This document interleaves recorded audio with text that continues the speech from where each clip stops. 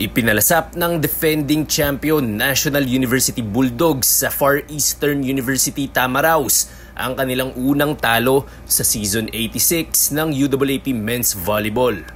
Tinalo ng NU ang FEU sa loob ng 5 sets, 25-22, 21-25, 25-14, 23-25 at 18-16 sa kanilang laro sa Mall of Asia Arena nitong Miyerkules.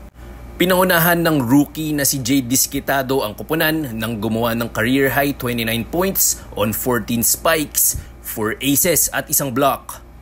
Umangat sa 4 wins at 1 loss ang kartada ng Bulldogs na siyang dahilan sa 3-way tie sa pagitan ng NU, FEU at De La Salle University. Muling sasalang sa aksyon ng NU kontra University of the East sa Linggo sa Mall of Asia Arena pa rin. Rafael Bandairel para sa Pambansang TV sa Bagong Pilipinas.